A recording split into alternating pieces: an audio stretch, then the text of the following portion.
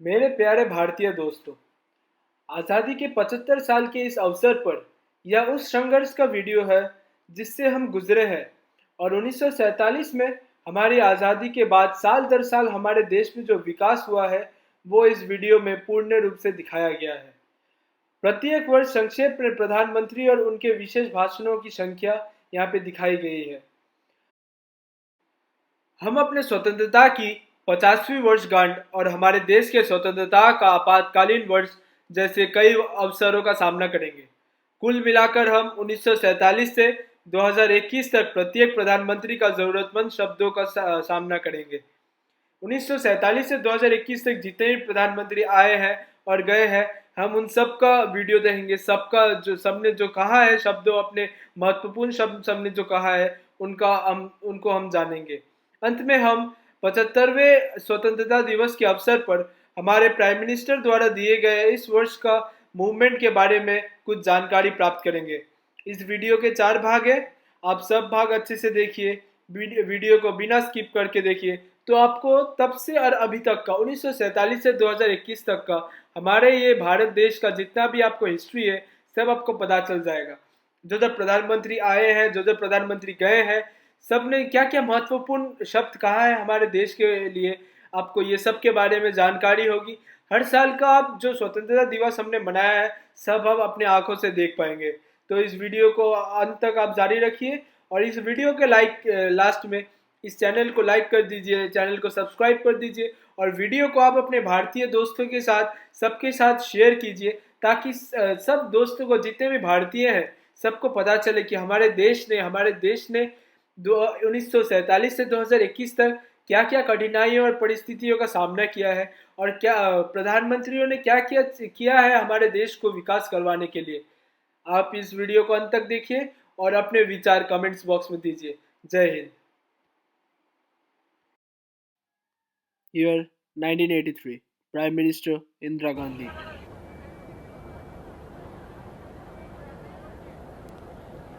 और यह है ध्वज मंच, जहां कुछ ही क्षणों में आप भारत की आन बान और शान, स्वतंत्रता का प्रतीक वो तिरंगा फहराएंगी।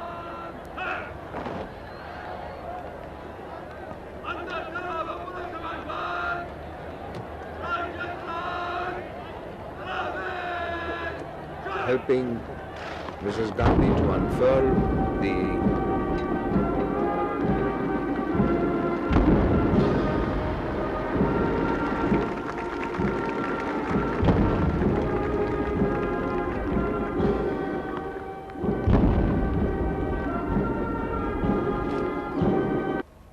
कुछ ऐसे हैं लोग जो कहते हैं कि हर साल लाल किले से चाहे कोई भी प्रधानमंत्री हो एक ही बात कहते हैं। क्या अजब बात है ये कहने की। क्या जो ऊंचे आदर्श हैं, जो चरित्र को बनाने वाली चीजें हैं, देश के मनोबल को उठाने की बातें हैं, देश की सुरक्षा की, देश की प्रगति की, देश की उन्नति और विकास की बातें हैं, क्या वो हर बार कहनी नहीं है? क्या ये ऊंचे मूल्य जो हमारी विचारधारा के हैं वो कभी पुराने हो सकते हैं? और क्या उनको हर साल नहीं, हर दिन हमको याद नहीं करना है और अपने दिल में, अपने मन में उनको दोहराना नहीं है? ये केवल हमारे देश के लिए नहीं, सभी देशों के लिए ये सत्य है। ये अवसर ऐसा नहीं है कि क्या क्या उपलब्धियां हुई, क्या क्या बड़े छोटे काम हुए, क्या लोगों के, साधारण लोगों के जीवन स्तर किस प्रकार से ऊपर उठा, उस पर विस्तार से बोला जाए। न समय है और न ही उचित है। लेकिन हमारी प्रगति कितनी हुई है ये सबके आंखों के सामने है। हमारे देश वाले जानते हैं, विदेश वाले जानते हैं। और आपने पढ़ा होगा कि बड़े बड़े देशों के नेतागण ने, विशेषज्ञ ने इसके बारे में चर्चा की है और कर रहे हैं। इसके माने नहीं कि हमारा काम पूरा हुआ है, इसके माने नहीं कि हमारे सारे स्वप्न असलियत में हम बदल सके हैं, लेकिन इसके माने ज़रूर हैं कि उस रास्ते पर, जो रास्ता हमारे महान नेताओं ने हमको दिखाया, उस रास्ते पे हम आगे बढ़े हैं। और चाहे कितने ही कष्ट आए, कितने ही खतरे आए, कभी हमने ठोकर भी खाई, लेकिन हम आगे बढ़ते रहे। और शायद बहुत से आज के जो कष्ट हैं वो उसी के कारण हैं कि ये देश जो गुलाम था, ये देश जो इतना गरीब था, ये देश जो डरा हुआ था, ये देश जो दबा हुआ था, आज ये सिर ऊपर करके खड़ा हो सकता है। आप इसी एक साल की उपलब्धियां देखिए, कुछ तो बहुत बड़ी बड़ी चीजें हैं, जैसे कि हमारे बिजली बड़ी या छोटा, उसको जो भी समझिए, पहले केवल 300 शहरों में थी और गांव में तो नहीं के बराबर। आज 3 लाख गांव में है और शहरों में तो खैर है ही है। एक छोटा सा उदाहरण है ये, लेकिन सबको छूता है। बड़े कामों में मैंने आपको दूरदर्शन के बारे में बतलाया। हमारा अंतरिक्ष किस प्रकार से गया और किस प्रकार से हम उसका उपयोग कर सकते हैं अपने किसानों और दूसरों के लाभ के लिए, वो भी आपके सामने है। बिजली घर हमारे ही इंजीनियरों ने पूरी भारतीय जानकारी के साथ 1984 प्राइम मिनिस्टर इंदिरा गांधी। शुरू से ही जिसकी जरा भी कोई मांग होती है, चाहे वो मेरा साथी हो, चाहे मेरा विरोधी हो, मैंने हमेशा वो मांग सुनी है, उनसे मिली हूँ और यथाशक्ति पूरी करने की कोशिश की है। लेकिन मेरी शक्ति भी सीमित है, साधन सीमित हैं, रुपए सीमित हैं, उसके अंतर्गत ही हम कर सकते हैं। और दूसरा ये है कि कभी कभी ऐसी मांगें होती हैं जो कुछ लोगों को पसंद है और दूसरों को क्रोधित कर सकती हैं। दूसरे प्रांत में गड़बड़ हो सकता है, इसलिए सोच समझ के चलना है। और जो मांग करते हैं, चाहे वो प्रांतीयता के नाम से हो, या धर्म, या भाषा, या कोई और कारण, उनसे मेरा ये अनुरोध है कि अपने कष्ट के तरफ तो ज़रूर देखें, लेकिन अपने चारों तरफ भी देखें कि उनकी मांगों की पूरा करने से दूसरों को कष्ट तो नहीं होगा।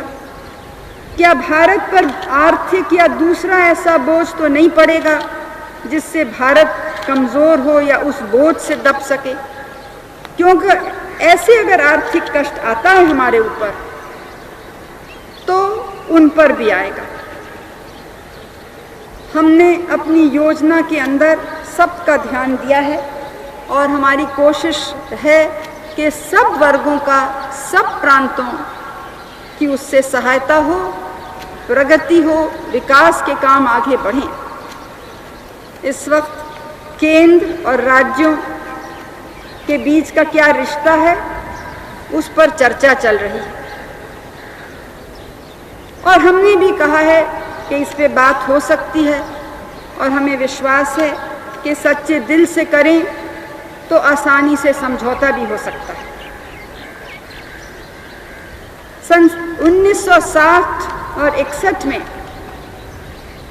जहां 500 करोड़ की धनराशि का तबादला हो रहा था केंद्र से राज्यों को, वहां आज 12,000 करोड़ हो रहा है। कितनी रकम बढ़ी है। 1985 prime minister Rajiv Gandhi. Lieutenant Shambhu Singh, राष्ट्रीय ध्वज, हमारा प्यारा तिरंगा,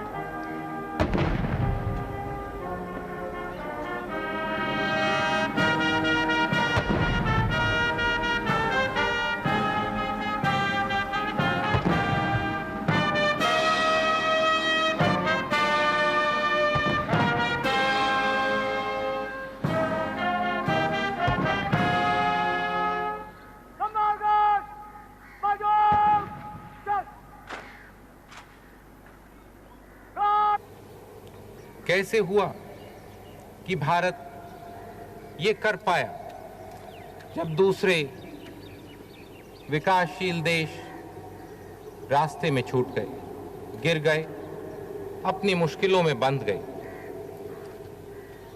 हम कर पाए क्योंकि हमने गरीबी हटाने के लिए विज्ञान और टेक्नोलॉजी लगाई। हमने देखा कि विज्ञान टेक्नोलॉजी ठीक जगह लगी और ठीक तरह से लगे। पंडित जी ने ये शुरू किया था,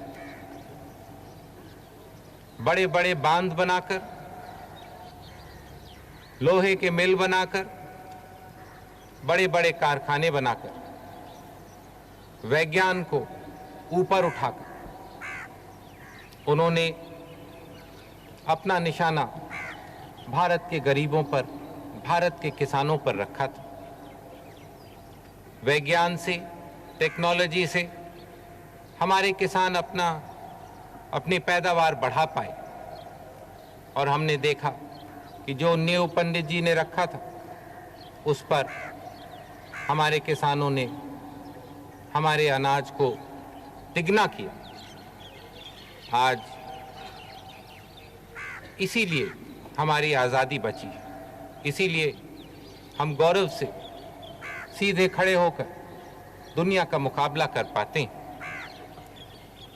इंदिरा जी ने और भी जोर लगाया गरीबी हटाने में।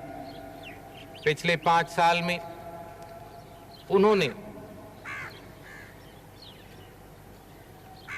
49% से करीब 63% तक भारत की जनता को गरीबी रेखा से ऊपर कर दिया। पिछले हफ्तों में मैं भारत के कोने कोने घूमा हूं। मैं हमारे आदिवासी जिलों में गया हूं, उनके गांवों में गया, हरिजन की झोपड़ियों में गया हूं। पहाड़ों से लेकर राजस्थान के रेगिस्तान में हमारे गरीबों की समस्याओं समझने के लिए शहर में मैंने झुग्गी देखी, देखने के लिए कि किस तरह से हम हमारे कार्यक्रम और बढ़िया बना सकते हैं, कैसे हम सरकार का काम और कामयाब करें जिसमें भारत की गरीब जनता को पूरा फायदा इससे मिल सके।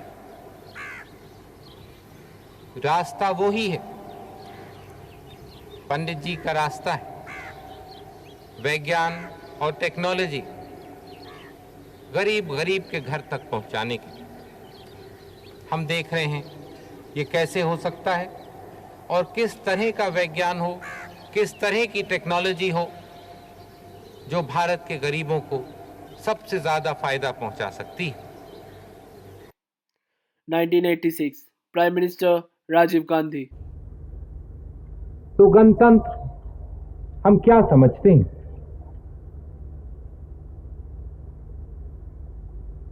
क्या जो आजादी मिली थी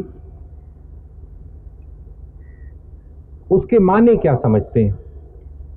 क्या आजादी के माने कि खाली लोगों को आजादी मिली, या उसके साथ हम धरती का भी सोचते हैं, पेड़ों का भी सोचते हैं, आसमान का भी सोचते हैं? क्या हम विकास का सोचते हैं, तरक्की का सोचते हैं? हाँ, ये सब तो आजादी में आता है, लेकिन शायद इससे ज्यादा भी है। इससे कुछ बहुत ज्यादा गहरी बातें, कुछ बुनियादी बातें हमें हमारे पुराने प्राचीन संस्कृति नहीं भूलनी है, हमारे मूल्य नहीं भूलने हैं, हमारे सिद्धांत छूटने नहीं है। हमें देखना है कि हमारी परंपरा, हमारी विरासत को हम बनाए रखें। लेकिन ये मूल्य क्या है? 1987 प्राइम मिनिस्टर राजीव गांधी। इन 4 दशकों में हमने बहुत मुकाबले करे। हम पर धमकी आई, दबाव आया, साजिश का मुकाबला किया, आक्रमण का सामना किया। हम झुके नहीं, मुड़े नहीं। हमने भारत की एकता और अखंडता अपनी बहादुरी से, अपने खून से, हमारी कुर्बानी से हमने बचाई और बनाई। हमने दुनिया को दिखाया कि भारत मजबूत है, भारत एक है और भारत दब नहीं सकता है। हमने दुनिया को दिखाया कि कोई हमें दोबारा गुलाम नहीं बना सकता है। हमने दिखाया कि भारत की एकता को कोई भी कमजोर नहीं कर सकता है। और हमारे देश की रक्षा के लिए, आजादी के लिए, एकता के लिए हमने दिखाया कि कोई भी भार ज्यादा भारी नहीं है, कोई भी मेहनत ज्यादा नहीं है, कोई भी त्याग बड़ा नहीं। हमारे सीमाओं पर हमारे जवानों ने, हमारे अफसरों ने अपनी जवानी की जीवन पूरी दी है हमारे रक्षा के लिए। हम बदले में उनकी देखभाल करते हैं, हम बदले में उन्हें बढ़िया से बढ़िया हथियार देते हैं, गोला बारूद देते हैं। हम देखते हैं कि उन्हें साज सामान मिले। ये हमारा संकल्प है। 1988 प्राइम मिनिस्टर राजीव गांधी। एक बहुत बड़ी कमजोरी है जिसको हम अभी भी पार नहीं कर पाए हैं। बहुत शिकायतें मुझे मिलती हैं कि हमारे कार्यक्रम पूरे तरह से देहात तक, जमीन तक, लोगों के घरों तक नहीं पहुंच पाते। हमें सोचना है कि ये क्यों होता है। मैंने कई बैठकें करवाई, लंबे लंबे घंटे हमने बहस करी और एक बात सामने आई कि जब तक हम पंचायती राज संस्थाओं को मजबूत नहीं करेंगे, जब तक हम लोगों के हाथ में जिम्मेवारी नहीं देंगे, नीचे नहीं देंगे, तब तक ये नहीं हो पाएगा। गांधी जी ने बिल्कुल साफ कहा था। गांधी जी ने कहा था कि स्वराज की मेरी कल्पना ये नहीं कि सत्ता कुछ ही लोगों के हाथ में आ जाए, बल्कि यह है कि जनता में सत्ता का दुरुपयोग रोकने की क्षमता पैदा हो। यही हम भी करना चाहते हैं। अगर कानून बदलने की ज़रूरत होगी, अगर संविधान को अमेंड करने की ज़रूरत होगी, तो हम ज़रूर करेंगे। इसमें कोई कमी नहीं छोड़ेंगे। हम देखेंगे कि जनता के हाथ में पूरी ताकत आए, क्योंकि हम जानते हैं कि खाली इस तरह से हम हमारे कार्यक्रमों को पूरे तरह से कामयाब कर सकते हैं, पूरे तरह से आप तक पहुंचा पाएंगे। लेकिन आज जब हम भविष्य की तरफ देखते हैं तो हमें हमारे राष्ट्र की तरफ देखना है, हमारे देश की तरफ देखना है और हमें सोचना है कि हम कैसा भारत बनाना चाहते हैं। गरीबी हम दूर करेंगे, बेकारी हम दूर करेंगे, लेकिन देश कैसा बनेगा? हमारी कोशिश होनी चाहिए कि देश को हम उसी शिखर पर, उसी ऊंचे स्तर पर पहुंचा दें जहां पर भारत था। 250-300 साल हुए जब दुनिया के कोने कोने से लोग आते थे भारत को ढूंढने। हम वहां भारत को तभी पहुंचा पाएंगे अगर हम भारत की एकता और अखंडता को मजबूत करेंगे, अगर हम सबों का मुकाबला करेंगे जो भारत को कमजोर करना चाहते हैं। भारत मजबूत तब होता है जब भारत का हर हिस्सा मजबूत होता है, लेकिन भारत मजबूत तभी रहता है जब केंद्र मजबूत रहता है। हम देखेंगे कि केंद्र को कोई कमजोर न कर पाए, केंद्र की ताकत पूरी रहेगी, किसी भी तरह से हम कम नहीं होने देंगे। 1989 प्राइम मिनिस्टर राजीव गांधी।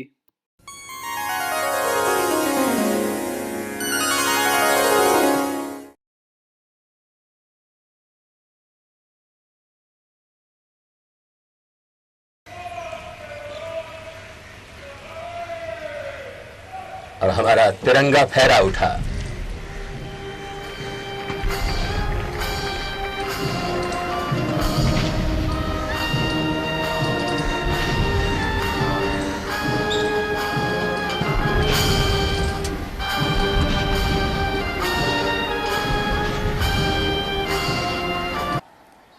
आते हुए सालों में हमें देखना है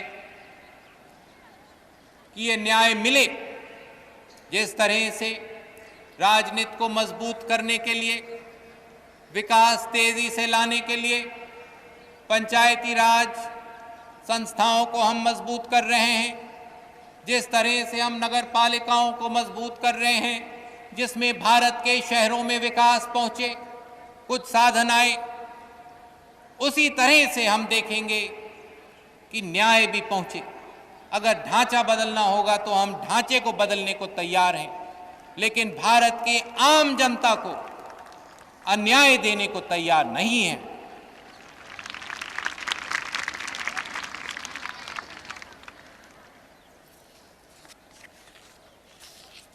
एक ऐसा मौका हमारे सामने आज है जिससे हम भारत को दुनिया में एक नई तरह से खड़ा कर सकते हैं। आज मौका है कि हम भारत को वैसा ही महान भारत बनाएं जैसा भारत था गुलामी के पहले। गुलामी के पहले दुनिया के कोने कोने से भारत की खोज में लोग आते थे, भारत की धन ढूंढने के लिए, भारत की दौलत लेने के लिए, भारत का विज्ञान और ज्ञान पाने के लिए। लेकिन सैकड़ों साल की गुलामी में भारत कमजोर हुआ, भारत नीचे गिरा, भारत गरीब हुआ, भारत कमजोर हुआ। आज पहली बार मौका है कि हम भारत को दोबारा उसी जगह वापस पहुंचाएं। भारत में से गरीबी हटानी है, भारत में से अन्याय हटाना है, भारत को आत्मनिर्भर करना है। हमें भारत को एक महान शक्ति बनाकर दुनिया में खड़ा करना है। लेकिन आज की महान शक्तियों जैसे नहीं जो दूसरों को दबा के ऊपर उठती हैं। भारत गांधी जी के, पंडित जी के, इंदिरा जी के सिद्धांतों के रास्ते पर किसी को दबाएगा नहीं। भारत दुनिया में गरीबों की लड़ाई लड़ेगा। भारत दुनिया में एक नई भावना लाएगा जिससे ये गुटबाजी खत्म होगी, जिससे मानवता ऊपर उठ पाएगी, जिससे सभ्यता बच पाएगी, आगे बढ़ पाएगी। आज ये भारत हम बना सकते हैं। आज मौका है भारत को महान बनाने का। आज मैं चाहूँगा कि आप और हम सब ये संकल्प करें भारत को महान बनाने का, भारत को मजबूत बनाने का, भारत को आगे ले जाने का। मैं आपको धन्यवाद देता हूं और मेरी पूरी उम्मीद है कि आज आज के शुभ दिन पर, स्वतंत्रता दिवस पर हर भारतीय अपने दिल पर हाथ रखकर ये संकल्प लेगा भारत को महान बनाने का, भारत को ऊपर उठाने का। 1990 प्राइम मिनिस्टर विश्वनाथ प्रताप सिंह। और इंसान का दिल अगर टूटा तो कहाँ रहेंगे मंदिर, कहाँ रहेंगे मस्जिद, क्योंकि भगवान का जो है सबसे पवित्र निवास इंसान का अंतर है, इंसान का हृदय। जहाँ हमारी कोशिश हर तरह से समस्या समझा बुझा करके हल करने की है, लेकिन उसी के साथ न्यायालय की मर्यादा को रखनी होगी। अगर कोई समस्या इस देश में सुलझती नहीं, विभिन्न धर्म, विभिन्न विश्वास, विभिन्न भाषा, विभिन्न क्षेत्र के लोग हैं, अपने अपना उनका विश्वास हो सकता है। किसी के विश्वास पर मैं ठेस नहीं लगाना चाहता हूँ, क्योंकि सबके विश्वासों का आदर करना पड़ता है। लेकिन अगर उनमें कहीं मतभेद आ जाए तो उच्च स्तर जो न्यायालय का है उसको हमको मान्य करना होगा, क्योंकि वो सरकार के से भी ऊपर हमारा न्यायालय होता है। लेकिन हम फिर भी हिम्मत रखे हैं कि कोई ना कोई रास्ता निकले। महंगाई आज जनता को ग्रसित है, हम चिंतित हैं। और महंगाई की चोट सबसे ज़्यादा गरीब पर पड़ती है, मजदूर पे पड़ती है, रिक्शे वाले पर पड़ती है, ठेले वाले पर पड़ती है। सर पे जो बोझा ढो करके ले जाते हैं उन मजदूरों को पड़ती है।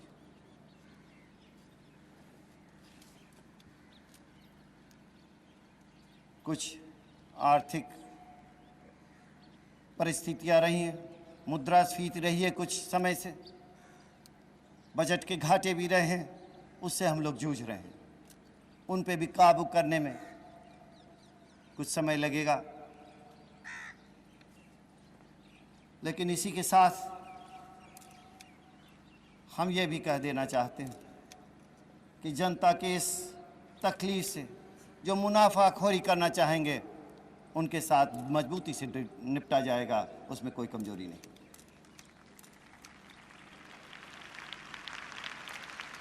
ये बात ज़रूर है, कुछ चीज़ों की मूल्य वृद्धि, किसानों को भी हमने अच्छे दाम दिए हैं। गन्ने का अच्छा दाम दिया, गेहूं का दिया, चावल का दिया, उसका कुछ प्रभाव तो पड़ता है।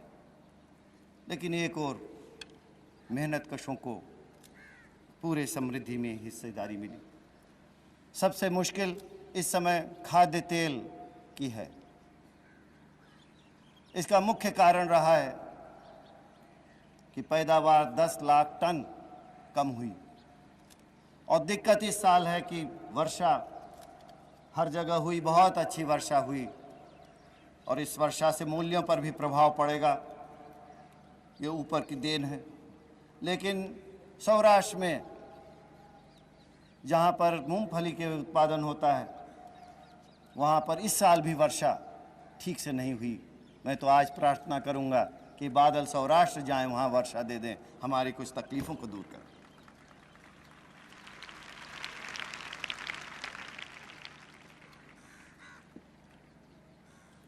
और दूसरी ओर जो स्थिति 1991 prime minister PV Narasimha Rao. थोड़े कार्यक्रम आपके सामने रखना चाहता हूं। वैसे बहुत कुछ हमने किया है या करना चाहते हैं, लेकिन समय नहीं है। थोड़े ही शब्दों में मैं आपके सामने इन बातों को रखूंगा। आप जानते हैं कि राजीव जी के नाम से हमने एक बृहत कार्यक्रम बनाया है, जिससे इस देश में प्रत्येक गांव को पीने का पानी मिले। हम जानते हैं कई गांव में पानी है, मुहैया किया जा चुका है। पिछले 40 बरस में हम ये काम कर रहे हैं, लेकिन कुछ ऐसे गांव रह गए हैं जो बहुत दूर हैं या वहाँ ज़मीन में पत्थर है, यहाँ पानी देने के लिए और ज़्यादा कठिनाई होती है, तो ऐसे गांव आज कोई 80,000 गांव हम ले रहे हैं, जिनमें हम राजीव जी के नाम से चलाए हुए इस कार्यक्रम के अनुसार हम पीने का पानी देंगे। हमारे यहाँ पिछड़े वर्ग हैं जिनकी हालत सुधारनी है, उसके लिए हम एक निगम बना रहे हैं जिससे उनको सहायता मिलेगी। हम जानते हैं इस देश में कभी कभी सांप्रदायिक दंगे होते हैं, उन दंगों में लोग मर भी जाते हैं और अपाहिज भी हो जाते हैं, विकलांग हो जाते हैं, और ख़ासकर जब बच्चे अनाथ हो जाते हैं तो उन्हें देखने वाला नहीं रहता। उन बच्चों के लिए हमने एक राष्ट्रीय कोष शुरू किया है। उस कोष से उन बच्चों की देखभाल की जाएगी, उनकी तालीम का, तरबियत का इंतज़ाम किया जाएगा और उन्हें अच्छे नागरिक के रूप में फलने फूलने का मौका दिया जाएगा। हमारे देश में कभी कभी मज़दूरों की रोज़गारी छूट जाती है। जब छूट जाती है तो फिर उनको पूछने वाला कोई नहीं रहता। उनके लिए हमने एक योजना बनाई है जिसमें उनकी मदद भी की जाए, और एक तरह का पेशा उनसे छूट जाएगा तो किसी दूसरे काम में उनको फिर से ट्रेनिंग देकर लगाने का इंतज़ाम किया जाएगा, ताकि हमारे मज़दूर भाई एकदम बेरोज़गार न हो जाएं और उन्हें परेशानी न हो। आप जानते हैं हमारे गांव-गांव में बहुत अच्छे दस्तकार हैं, कौशल में वो किसी से कम नहीं हैं, लेकिन उनके पास जो औजार हैं, गांव वालों को पता होगा कि आज भी बहुत पुराने औजार हैं। कोई 5 लाख, 5.5 लाख गांव इस देश में हैं। हर गांव में आप अंदाज़ा कीजिए कुल मिलाकर कितने दस्तकार इस तरह के होंगे जो पुराने औजार से काम कर रहे हैं। हमने एक योजना बनाई है जिसके अनुसार इन सभी दस्तकारों को आधुनिक औजार देने का इंतज़ाम किया जाएगा, ताकि आज जो हो रहा है कि वहाँ का दस्तकार 1992 प्राइम मिनिस्टर पीवी नारासिम्हा राव।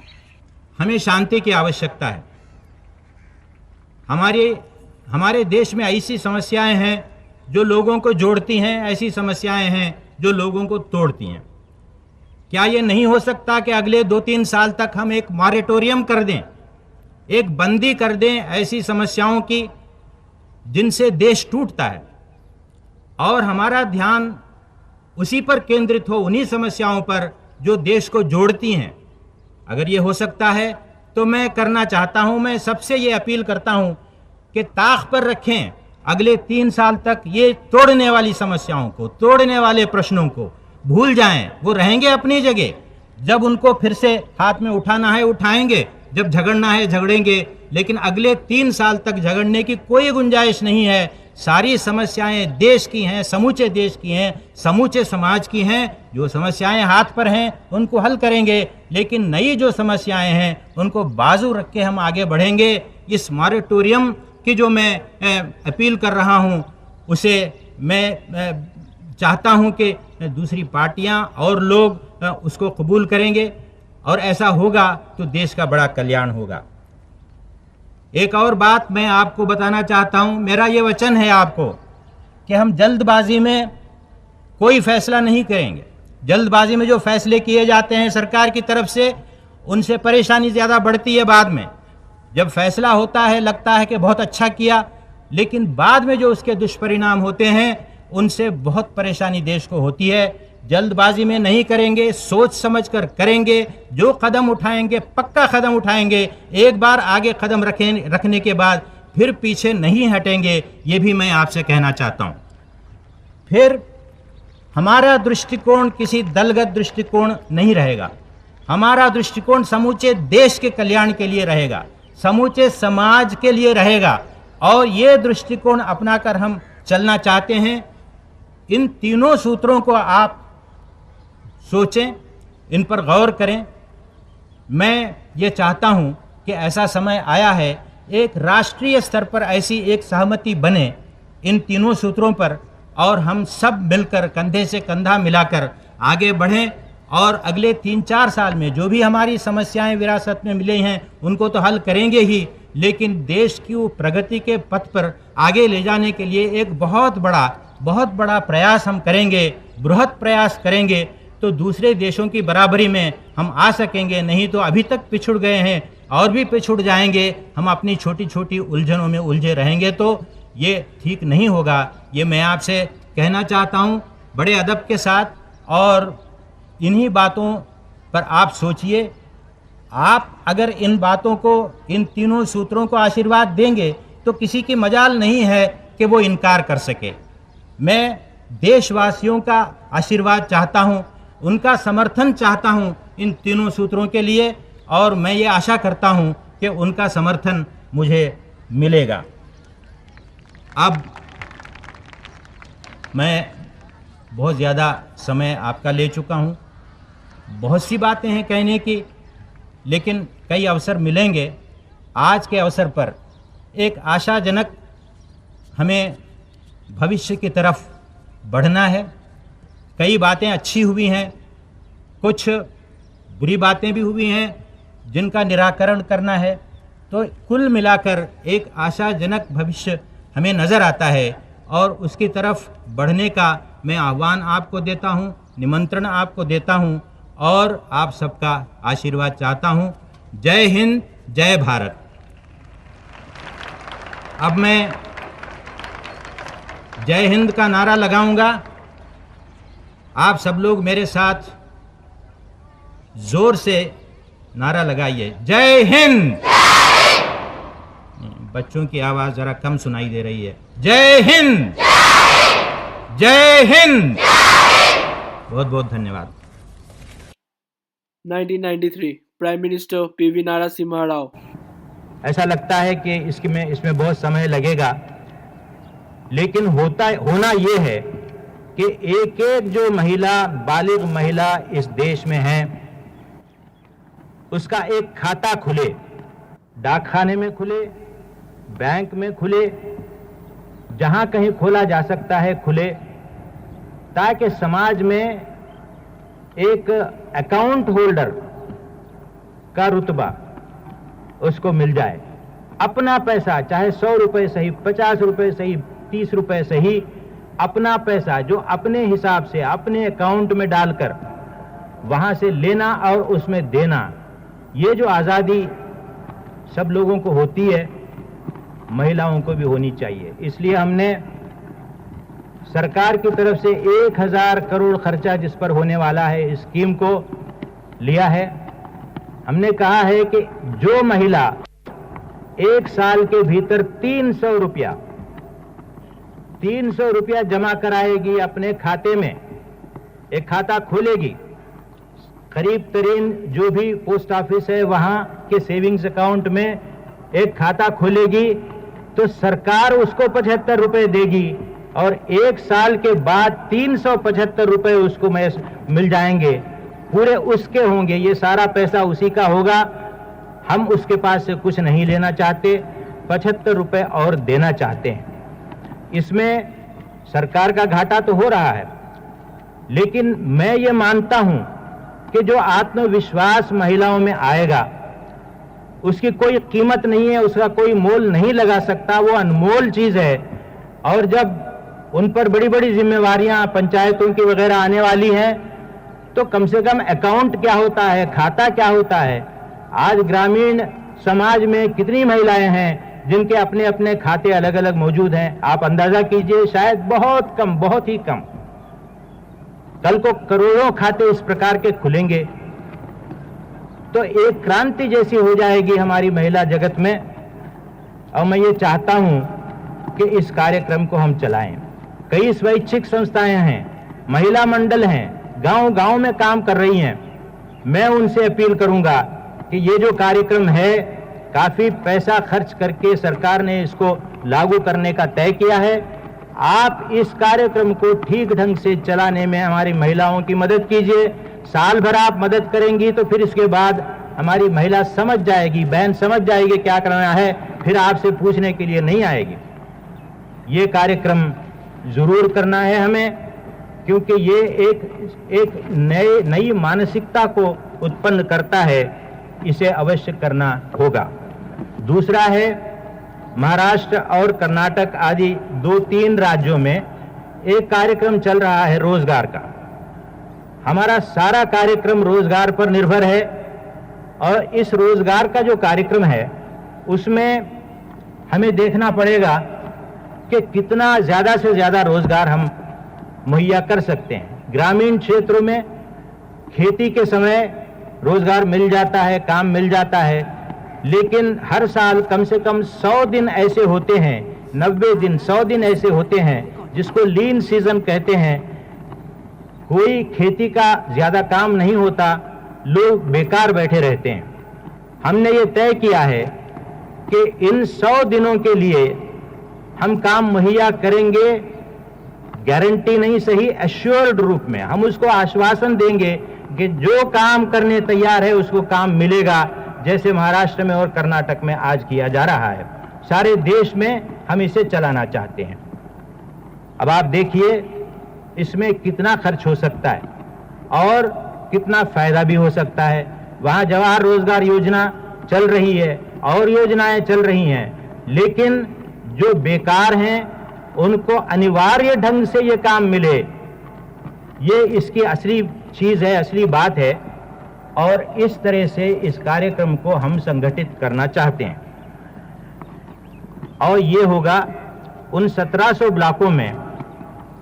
पहली बात 1994 prime minister PV Narasimha Rao. 1995 prime minister PV Narasimha Rao. ये ज़रा मुश्किल काम है, लेकिन 4 साल से हम इसको बराबर निभाते आए हैं। जिन राज्यों से, जिन देशों से पहले से हमारे अच्छे संबंध थे उनको और अच्छे हमने बनाए हैं, जो अच्छे उतने नहीं थे उनको अच्छे बनाए हैं। आज मैं कह सकता हूँ कि हमारे देश के संबंध सभी देशों से मधुर हैं, सभी देशों से अच्छे हैं, उनका सहयोग हमें मिल रहा है और उनकी सहानुभूति भी मिल रही है। कश्मीर को लेकर सभी हमारी समस्याओं के बारे में उनको हमने अवगत किया है और सभी समस्याओं के बारे में हमारी जो नीतियां हैं उनको वो अच्छी तरह से जान गए हैं और उसे अप्रिशिएट भी करते हैं, उसे पसंद भी करते हैं। ऐसे हमारे संबंध उनके साथ हो गए हैं। ये हमारे लिए शुभ लक्षण है, ये हमारी प्रगति के लिए अच्छा लक्षण है और हमारी प्रगति में कहीं से कोई बाधा नहीं आएगी।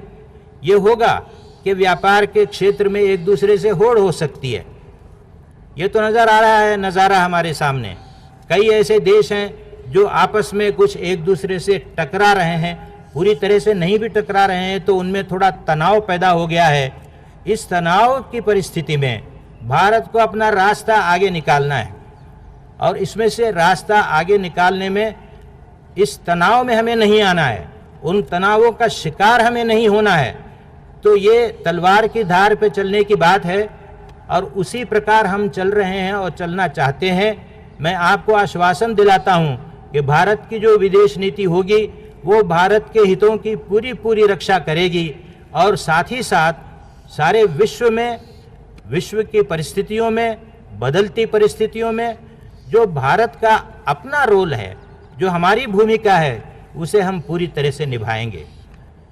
इसमें किसी प्रकार का संदेह नहीं है और उसके मुझे दृष्टांत हर जगह मिलते हैं। जहाँ कहीं मैं बाहर जाता हूँ तो भारत के बारे में लोग क्या सोचते हैं और फिर हमारी संभावनाएं क्या हैं सामने, उनके बारे में मुझे पूरा पूरा एक चित्र मिल जाता है वहाँ। मैंने आपका बहुत समय लिया, लेकिन ये लेखा जोखा आपके सामने रखना ज़रूरी था। इनमें से कई काम ऐसे हैं जो आप जानते हैं, कई योजनाएं ऐसी हैं जिनके बारे में आप सुन भी चुके हैं, देख भी चुके हैं, लेकिन हर साल थोड़ा थोड़ा जब करते जाते हैं तो मजमूई तौर पर कुल मिलाकर चित्र सामने नहीं आता। इसलिए मैंने ये अपना कर्तव्य समझा कि 4 साल में जो भी हुआ है उसका ब्यौरा आपके सामने संक्षेप में रख दूं। ये मैंने किया है। अब 5वीं बार चूँकि मैं आपके सामने उपस्थित हूँ, मैं इतना ही कह सकता हूँ कि हमारा पूरा जो उपलब्धि का आंकड़ा है, अंचना है, उसको देख लीजिए और उसके हिसाब से ही आप इस सरकार के बारे में अपनी राय कायम कीजिए। मुझे इसमें कोई शक नहीं है कि कुल मिलाकर इस सरकार की उपलब्धियों को सराहा जाएगा और सभी देशवासी हमें आशीर्वाद देंगे। अब आगे की जो बात है उसके आप मालिक हैं, उसमें मुझे कुछ कहना नहीं है। मुझे जो कुछ कहना था मैंने आपके सामने संक्षेप में रख दिया। बहुत बहुत आपको धन्यवाद, आपने मेरी बात सुन ली। अब मैं आप सबको आमंत्रित करता हूं, आप मेरे साथ जय हिंद का नारा लगाइए, जो हमारा प्यारा नारा है। जय हिंद, जय हिंद, जय हिंद। धन्यवाद। 1996 प्राइम मिनिस्टर एच.डी. देवेगौड़ा। देश हमारे साथ है। राष्ट्रीय सुरक्षा के मामलों में हम कोई समझौता नहीं करेंगे। देशवासियों, आज हम अपनी आज़ादी के 50वें वर्ष में प्रवेश कर रहे हैं। अब समय आ गया है कि हम अपनी सफलताओं और विफलताओं पर विचार करें और आगे बढ़ें। आज़ादी के बाद से अब तक हमने बहुत कुछ हासिल किया है जो हम देश को आगे बढ़ाने के लिए विश्वास और प्रेरणा देता है। जो बोल हुए हैं उन पर हमें सोचना है कि आखिर हम कहाँ गलत थे। सफलताओं पर हमें घमंड नहीं होना चाहिए, क्योंकि अभी बहुत कुछ करना बाकी है। गलतियों और विफलताओं से हमें निराश नहीं होना चाहिए। विश्व में तेजी से बदलाव आ रहे और वे हमारे लिए रुक नहीं सकता। हमें संतुष्ट हो कर नहीं बैठना है, बल्कि आगे बढ़ना होगा ताकि भारत को शीघ्र ही विश्व में अपना उचित स्थान मिल सके। हमारे इतिहास का ये एक महत्वपूर्ण मोड़ है। हमारा देश अगले कुछ वर्षों में एक मजबूत आर्थिक शक्ति के रूप में उभरने जा रहा है। देश की गरिमा और सम्मान की रक्षा के लिए हमें सजग रहना है। हमारे पूर्वजों ने हमें आत्मनिर्भरता का मंत्र दिया है। हमने ज़्यादातर अपने साधनों पर ही निर्भर रहना सीखा है। हमारे सामने आंतरिक समस्याओं और बाहरी दबाव है। आवश्यकता होने पर देश को एकजुट होकर ऐसी किसी भी समस्या का सामना करने के लिए तैयार रहने होगा। आज़ादी की लड़ाई और आज़ादी के बाद के हमारे अनुभवों से हमें ये विश्वास जगा है कि हम एक सुनहरे और खुशहाल भविष्य का निर्माण कर सकते हैं। हमारी 95 करोड़ जनता ही हमारी सबसे बड़ी पूंजी है। चाहे वे खेतों में काम कर के अनाज उगाते हों या उद्योगों में कार्य करने वाले कुशल मजदूर हों, चाहे वे प्रयोगशाला में हों कर कार्य कर रहे वैज्ञानिक हों या हमारी सीमाओं की रक्षा करने वाले जवान हों या हमारे नौजवान हों, वे सब के सब मिलकर एक मजबूत और खुशहाल भारत के निर्माण में जुटे हैं। जब भी कोई महान राष्ट्र जगता है और आगे बढ़ना शुरू करता है, उसे कोई भी रोक नहीं सकता। हम इस महत्वपूर्ण शताब्दी के अंतिम चरण में है। हमारे देश में एक नई चेतना आई है। 1997 50 years of independence prime minister Indira Kumar Gujral.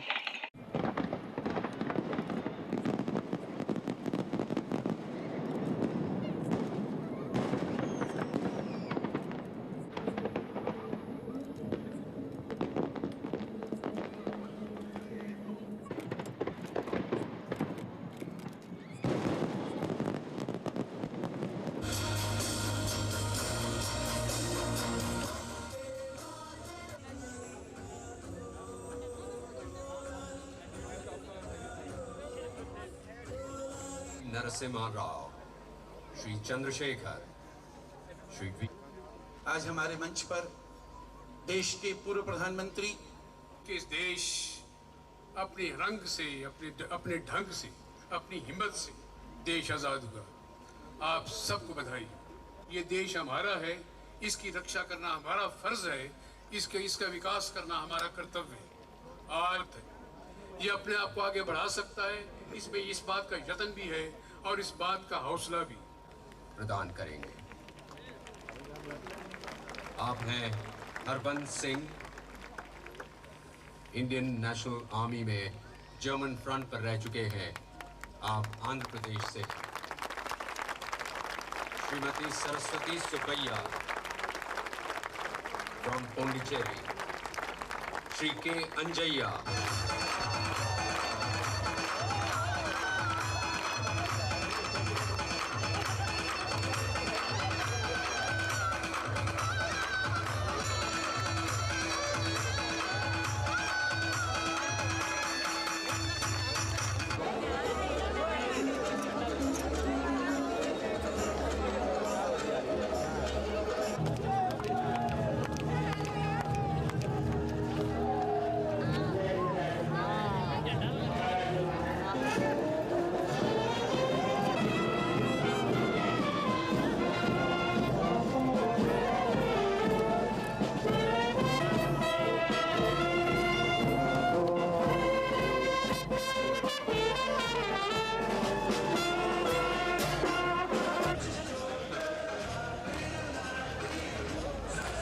and also on behalf of the nation, I want to thank them and also appreciate their sacrifices.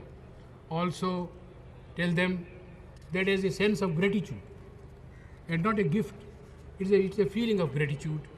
The United Front government has decided that whatever small, meager, what is called pension is given to them, it is being doubled from today. And also it is being linked with the DA index, so that if the prices go up, so shall be their pension.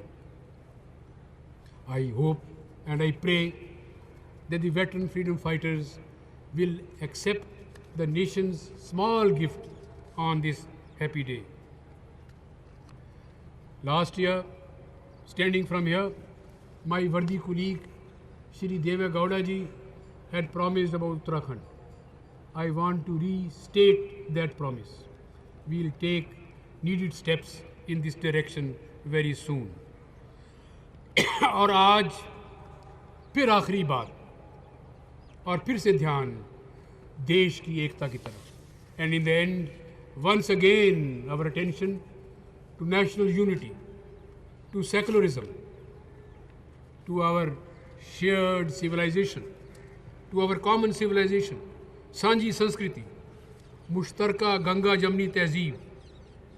We, the 96 crore Indians, professing different religions, speaking different languages, living in different parts of India, having different historical division, we are one.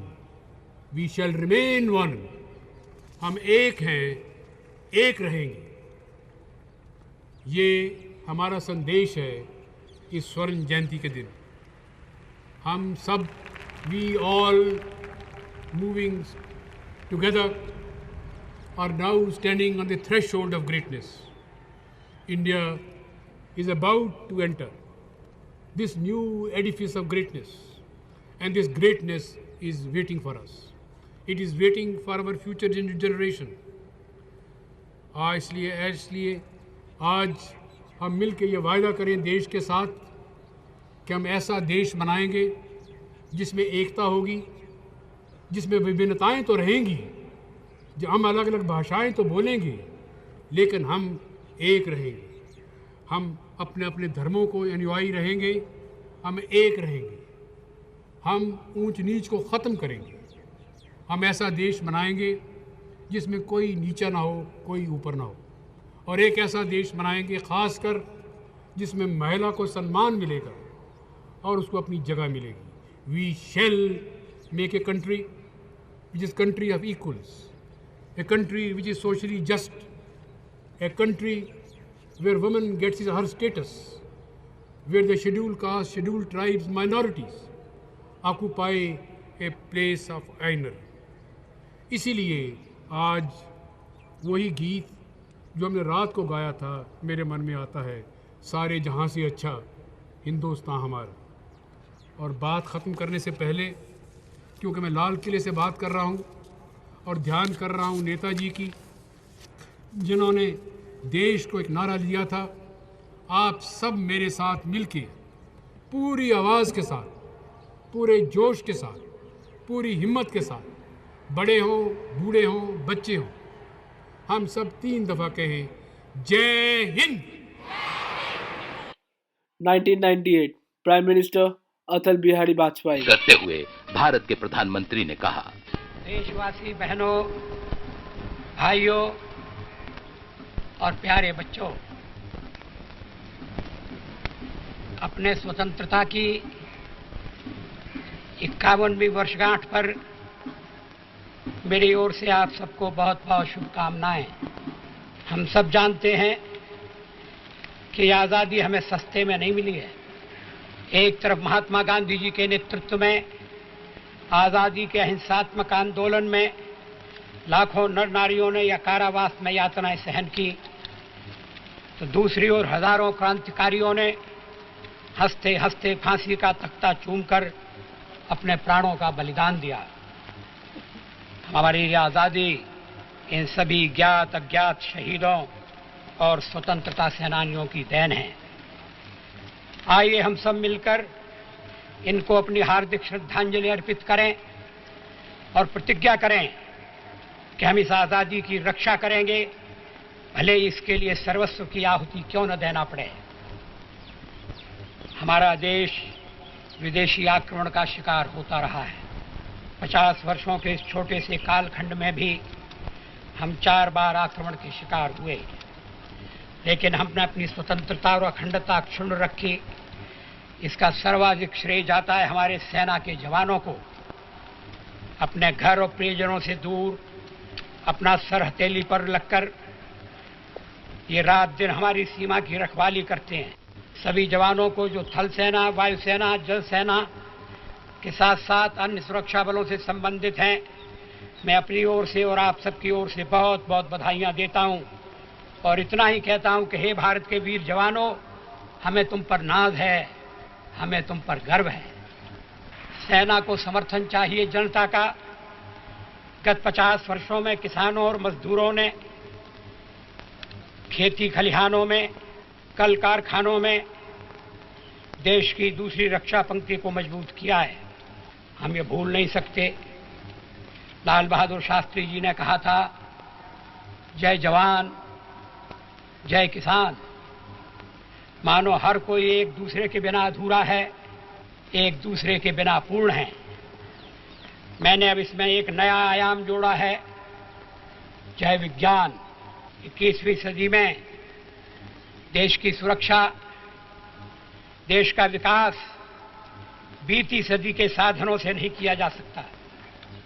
हमें अपनी सेनाओं को अत्याधुनिक बनाना पड़ेगा, जिससे भी किसी भी संकट का डटकर मुकाबला कर सकें, हमारी स्वतंत्रता और अखंडता अक्षुण्ण रख सकें। इसी उद्देश्य से और केवल इसी उद्देश्य से हमने 11 और 13 मई को पोखरण में अणु विस्फोट किया था। पोखरण का अणु विस्फोट यह एक रात का खेल नहीं था। हमारे वैज्ञानिकों, इंजीनियरों, टेक्नीशियनों और हमारे सुरक्षा बलों के बरसों की तपस्या का यह फल था। मैं इन सबको स्वतंत्रता दिवस के इस अत्यंत शुभ अवसर पर बहुत बहुत बधाई देना चाहता हूं। इस क्षण में इस बात को स्पष्ट करना चाहता हूं कि भारत सदैव शांति का पुजारी था, है और रहेगा। हम शस्त्र का उपयोग आत्मरक्षा के लिए करना जानते हैं और चाहते हैं। हम अणु अस्त्र का प्रयोग आक्रमण के लिए नहीं करेंगे और इसीलिए हमने नए अणु परीक्षण पर अपनी ओर से पाबंदी लगा दी है। हमने स्वयं होकर दुनिया से अणु अस्त्र का पहला प्रयोग न करने का वादा किया है। हम अपने पड़ोसी देशों से अपने संबंध सुधारना चाहते हैं। हम जानते हैं कि युद्ध जीतने का सबसे आसान तरीका युद्ध को न होने देना है।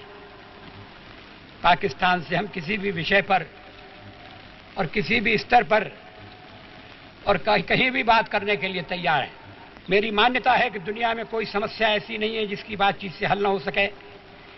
इसलिए पाकिस्तान हो या चीन, हम सबसे मैत्री भाव से बातचीत करके आपसी समस्याओं का हल ढूंढने के लिए प्रयास करते रहेंगे। सीमा पार से प्रतिदिन होने वाली आतंकवादी कार्रवाइयां अघोषित युद्ध के समान हैं। सरकार ने इन घटनाओं को बहुत ही गंभीरता से लिया है। हम पूरी ताकत के साथ इसका मुकाबला कर रहे हैं और आतंकवाद को परास्त करके ही रहेंगे। आज के स्वर्ण जयंती समापन समारोह के अवसर पर एक महत्वपूर्ण तथ्य पर पूरे राष्ट्र को सोचना है। स्वतंत्रता, राष्ट्रीय एकता, लोकतंत्र और पंथ निरपेक्षता, सेक्युलरवाद, ये चारों एक दूसरे के पूरक हैं। देश ने उल्लेखनीय प्रगति की है। हमारे कुछ उद्योग तो विश्व की स्पर्धा में अपने झंडे गाड़ रहे हैं। इस सफलता के लिए मैं सभी मजदूरों, कर्मचारियों, प्रबंधकों, उद्योगपतियों, व्यापारियों को बहुत बधाई देता हूं। आज के स्वतंत्रता दिवस की 91वीं वर्षगांठ केवल हमारे देश में नहीं, दुनिया भर में मनाई जा रही है। हर देश में बसा भारतीय मूल नागरिक यह पावन पर्व हर्ष और उल्लास के साथ मना रहा है। मैं विदेशों में बसे सभी भारतीयों को स्वतंत्रता दिवस की शुभकामनाएं देता हूं। देश में एक और महत्वपूर्ण समस्या है भ्रष्टाचार की। भ्रष्टाचार का रोग देश को कैंसर रोग के समान खाए जा रहा है। हमने इससे लड़ने का निर्णय लिया है।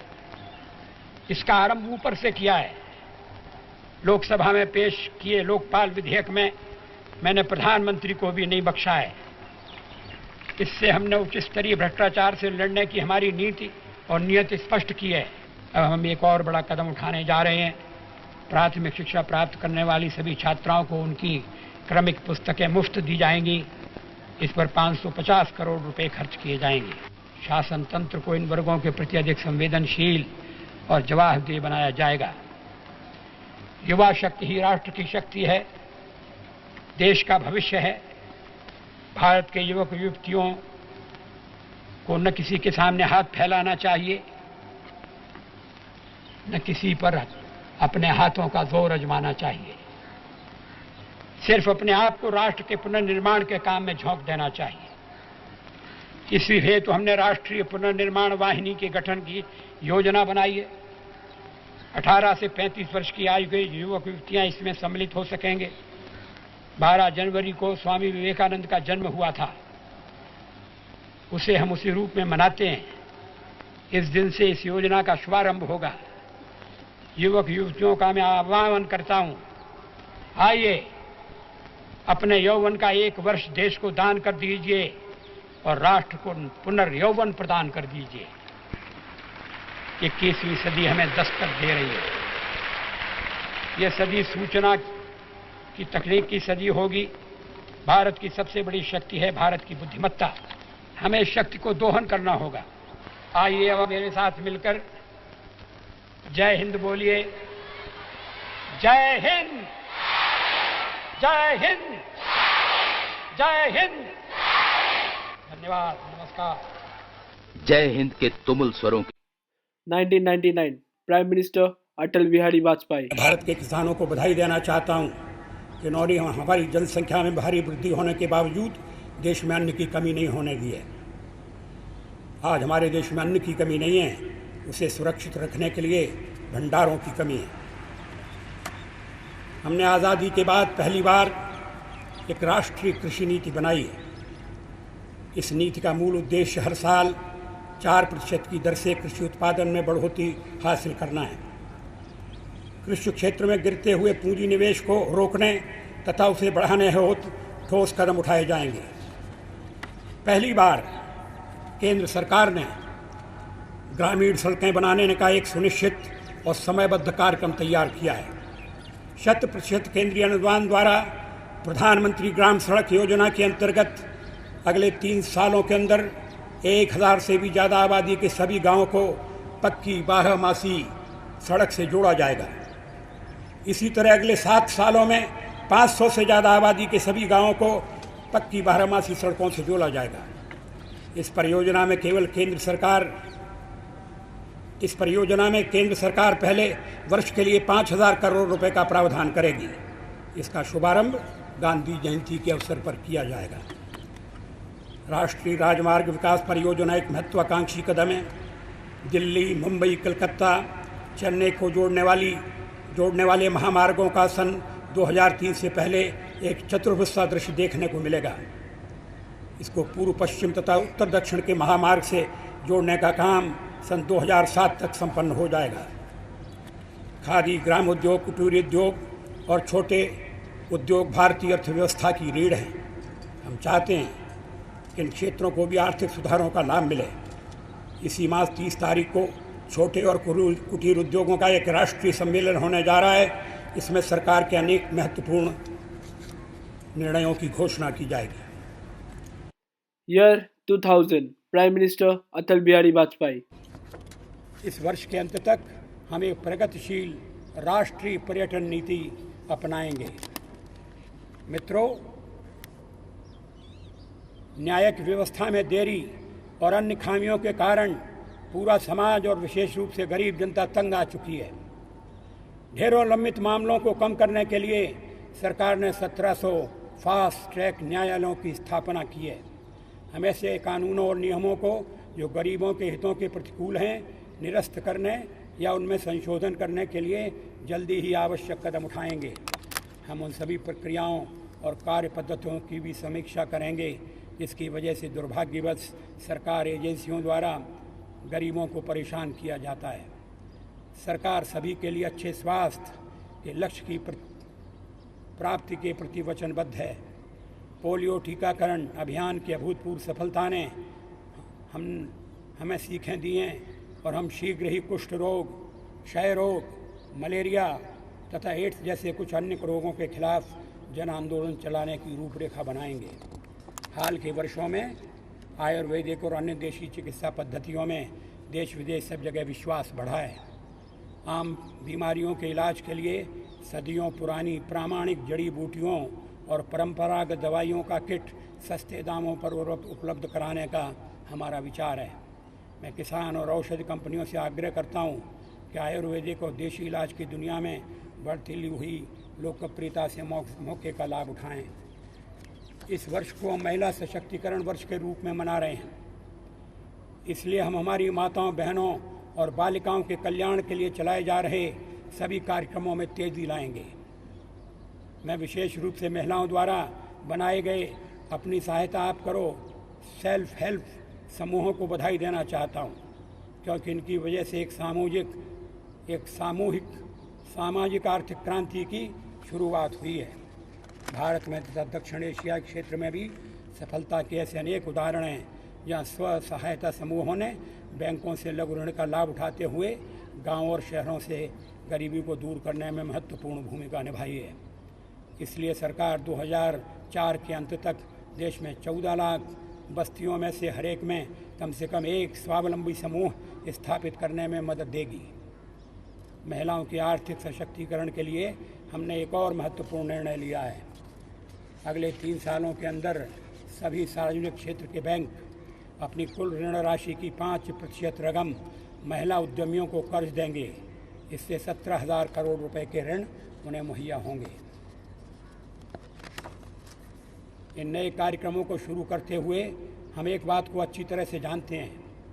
अक्सर योजनाएं बनती हैं मगर उन्हें प्रभावी और समयबद्ध तरीके से अमल में लाने की व्यवस्था ढीली पड़ जाती है। इसलिए सरकार ने अगले वर्ष को विशेष तौर पर कार्यान्वयन वर्ष के रूप में मनाने का निर्णय किया है। मेरे भारतीय दोस्तों, इस आज़ादी के अमृत महोत्सव को लेकर हमारे आदरणीय प्रधानमंत्री श्री नरेंद्र मोदी जी ने 13 अगस्त से 15 अगस्त तक एक स्पेशल मूवमेंट हर घर तिरंगा का आयोजन किया है। आप सबसे निवेदन है कि देश के 75 साल आज़ादी के इस उत्सव पर इस मूवमेंट का हिस्सा बने और अपने घर में 13 अगस्त से 15 अगस्त तक तिरंगा जरूर लगाए।